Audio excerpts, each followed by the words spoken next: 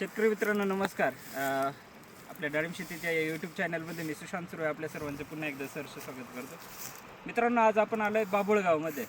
बाभुळगाव पुणे जिल्ह्यातील इंदापूर तालुक्यामधील हे गाव धनाजी रेडेकर ना यांच्या प्लॉटमध्ये आपण आहोत. आणि ह्या प्लॉटमध्ये एक वेगळेपण असं आहे की अंतराच्या बाबतीमध्ये थोडंसं इथं वेगळा एक आपल्याला बघायला मिळालं की झाडांची लागवड जी आहे ही हाय डेन्सिटीमध्ये आपल्याला बऱ्याच जणांना बाग करायचं असतात किंवा ज्यांच्याकडे क्षेत्र कमी आहे तर त्यांना जास्तीत जास्त झाडं बसवण्याची इच्छा असते.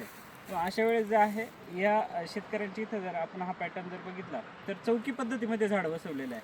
आता या चौकी पद्धतीमध्ये जर आपण बघितलं तर ही 4 झाडं आहे. या 2 झाडांमध्ये 4 बाय 4ची चौकी आहे. त्यानंतर ही मधलं अंतर जे आहे हे 8 फूट आहे. म्हणजे ही एक चौकी झाली. ह्या चौकीमधल्या दुसऱ्या चौकीमधलं आणि ह्या चौकीमधलं अंतर जे आहे हे 8 फूट आणि परत तिथे 4 बाय 4 वर 4 झाड आहे आणि हे मधलं जे अंतर आहे हे 12 फूट आहे. तर मागे देखील या विषयावर एकदा आपली चर्चा झालेली किंवा मागे देखील मी या संबंधी एक पोस्ट टाकलेली होती. पण हाय डेन्सिटीमध्ये लागवड करताना एक महत्त्वाचा विषय आपल्याला लक्षात घ्यायचा असतो. हे प्रयोग जे आहे हे यांनी खूप सक्सेसफुली केलेले आहे. आता हा 7वा बहार आहे आणि जवळपास 700 झाडांमध्ये किती सांगितलं तुम्ही 25 टनापर्यंत 700 झाडांमध्ये म्हणजे पाऊण एकरमध्ये जे आहे 25 टनापर्यंत त्यांनी उत्पादन या बागेमध्ये घेतलेलं आहे. आणि आत्तापर्यंत हा 7वा बहार आहे आणि सक्सेसफुली चालू आहे.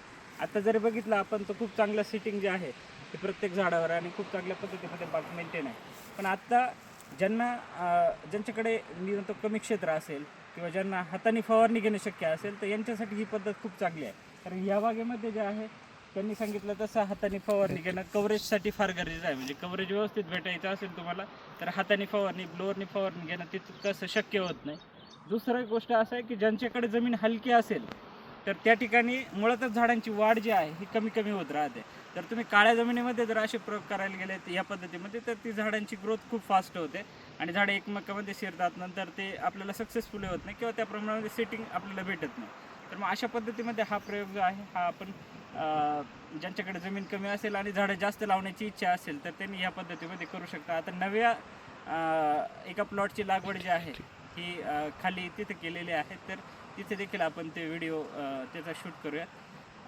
शेतकरी आता यांचे आपण ह्या बागेवरचे तुमचे अनुभव सांगा. म्हणजे हा एक म्हणजे याच्यामध्ये काही अडचणी आल्या मुख्य म्हणजे अडचणी सांगा आणि नंतर त्याचे फायदे सांगा. अडचणी म्हणजे अशा अडचणी आल्या की म्हणजे औषध तर हातानेच म्हणजे मारावं लागतंय.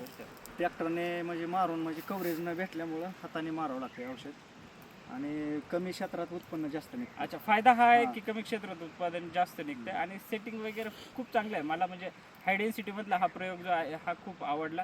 आणि आमचे मित्र श्री मगर सर यांच्या माध्यमातून ह्या प्लॉटवर व्हिजिट झाली. मगर सरांचा देखील प्लॉट खूप पाहण्याजोगता आहे. मागे देखील आपण त्या प्लॉटवर व्हिडिओ बनवलेला होता आणि खूप गोष्टी शिकण्यासारख्या आहे. बेड व्यवस्थित प्रॉपर आहे, पास्टाची मल्चिंग आहे, घेरू व्यवस्थित पद्धतीमध्ये प्रत्येक झाडाला चोळलेला आहे आणि छाटणी जर आपण बघितली तर कुठेही असं हाय डेन्सिटीमध्ये आहे आणि गर्दी वाटते असं काही वाटत नाही. खूप चांगल्या पद्धतीमध्ये पंचछाटणी त्यांनी केलेली आहे. वरतून क्रॉप कव्हर जर बघितलं आपण तर क्रॉप कव्हर देखील व्यवस्थित पद्धतीमध्ये टाकलेलं आहे.